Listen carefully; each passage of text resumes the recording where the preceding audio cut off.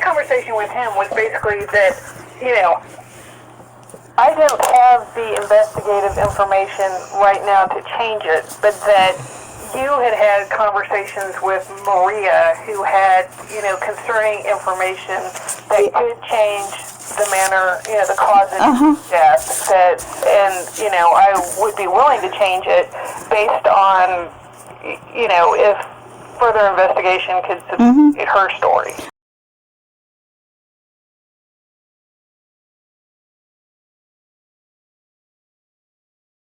You had the report on the 9th and the 4th. You didn't have anything after that, right? You know, I don't have the folder in front of me. Yeah, but I think everything that I got was pretty much that day. Front and initial. It's such a disconnect. Why don't they turn around and call after, you know, they've done more investigation, which they didn't do enough of anything, but, you know, and get with you again, or the office again, you know, and go over, and then, you know, decide it. That the main thing that the detective kept telling me was that they were strictly going to go by your ruling.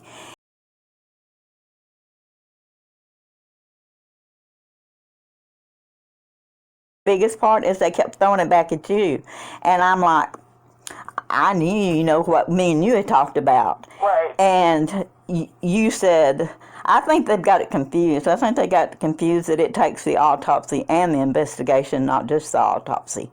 Myself, but I just feel like they just didn't want to do anything else. I would like to believe that I was pretty clear that, you know, my ruling was based on the investigation that was supplied to me by them, and not the other way around.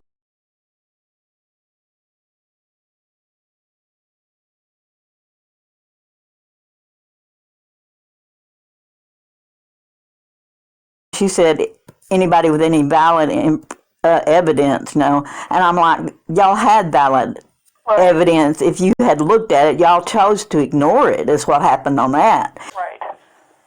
Right.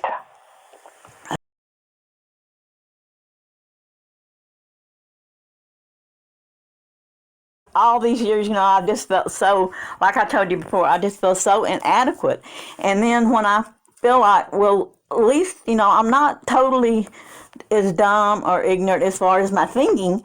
I may not can say it, and you know, I kind of slur around or can't get my words out like I really want to. But for them not to even consider it or sit down and just, you know, go over, I just don't see it. It just blows my mind. Well, and I think a lot of times law enforcement approaches a lot of these situations with a certain amount of bias. You know, it's not unusual, and I guess we all do that to an extent. But, you know, yeah. Kind of make up your mind ahead of time. Yeah. That's a hard hurdle to get over. Right. You know, and it comes the call, the 911. She said it by accident twice on there, but it still didn't come out like that at all.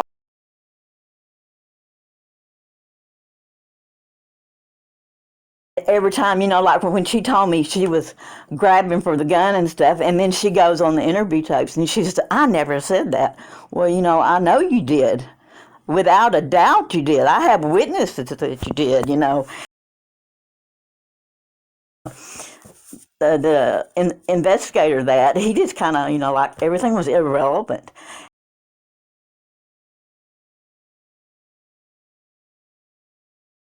You know, and they didn't even ask for his phone. They let her carry his phone off, and then she deleted stuff out of it. And when we told him that, I give it back, and the only text on there was something right before 12 o'clock. It said, they're here when you're ready, or we're here when you're ready. I don't know exactly what it said like that. And this was right before 12 o'clock.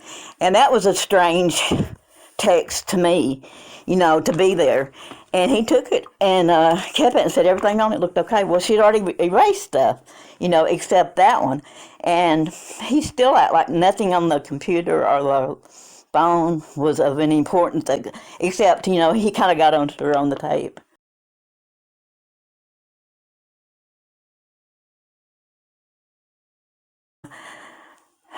See, I mean, I'm not stopping. She told me, she says, I'm sorry for your loss. I hope you can move forward. And I'm like, yes, ma'am. I plan on it. I am moving forward. Right.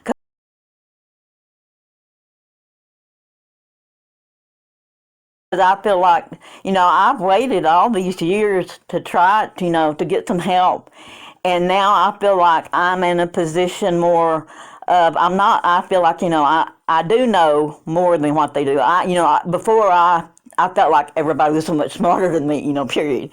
But I feel like I at least know that they have really botched it. I mean, that's just the way it is. And I'm not going to stop. I don't care if it's just to say, that I need justice for my son. I do. I mean, I don't feel like I'm God. I don't want vengeance. I just feel like you have to pay for it, and be accountable for what you do. And you're his mama. And if you're not going to do it, who is? There's nobody.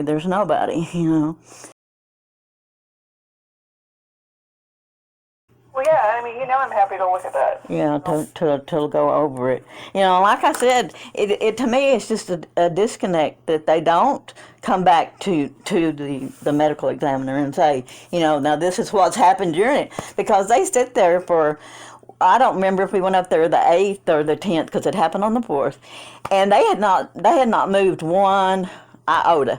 They kept telling us, if anybody's got any information, tell them to come to us. Well, we're going to have to go hunt these people down then, because we don't know anything.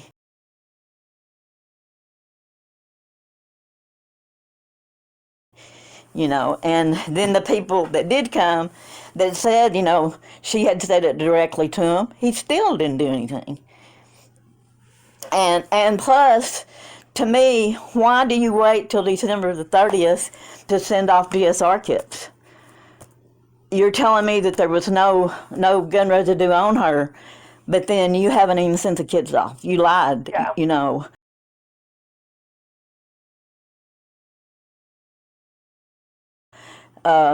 So, that's, stuff like that is huge to me. The recoil bruise and all that, why lie about it? I mean, I just don't know. And that's what I said. I just want answers. The ones they can answer, and if they can't, but I still feel like they have to investigate to see if they can answer or not. And I feel like the scene was altered. The ranger, when he says they knew someone was looking at the laptop due to the fact, and he says that the fact on his report, that there was a lit cigarette in the ashtray sitting on the table with a laptop. And in the crime scene photos, the only thing sitting there is her brand of cigarettes and her Coke can,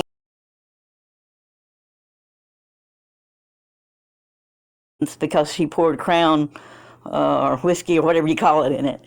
And Daniel didn't drink nothing but beer. And so her stuff is sitting on there. And there's no ashtray and no lit cigarette. So they're using that for fact. Well, they should have been in that crime scene photos. And, that was just crazy too.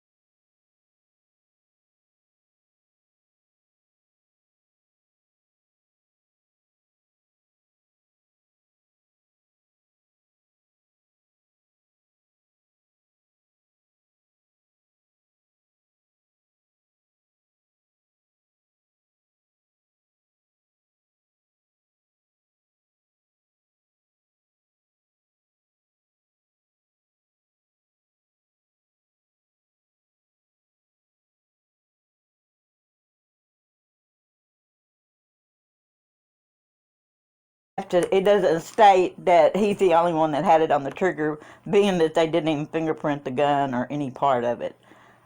That's correct. And it's even possible that, that firearm residue that was on his hand could have been from the barrel if he had his hand over the end of the gun for some reason. Hey, as far as saying that he was the only one that had his finger or his hand on the gun, it can't be proved like that. That's correct, because, having firearm residue on your hand only means that you were, either handled the gun yourself or were in proximity to a gun trigger was pulled. It doesn't say that you were the one that fired the gun. Okay. He kept telling me that he was the only one that had his hand on the gun. And he had already told me that her fingerprints wasn't on the gun, and he told me that she didn't have DSR on her, way back at the beginning before it had ever been tested. So, to me that meant a lot, that if you're going to say this is the reason that we're saying it's a suicide was because Daniel was the only one, well, he couldn't prove that, And as far as, would you say the proper protocol would have been to, like, collect her bloody clothes and even there was parts of, like, what do you call it, the cap of the shell that was left there, like, I don't know if it's the wadding or just the cap, and it was there in the hall. There was huge pieces of the skull that we actually picked up ourselves, and I've got one here in my living room. My husband was always going to go out and take it to the cemetery with us, and we never did. But I mean, shouldn't all that have been collected as far as just regular? I would say it is more typical to collect all that. Yeah. Yeah, and I think the key here is that you've got information from this witness that could potentially change it from a suicide to a homicide or even just an undetermined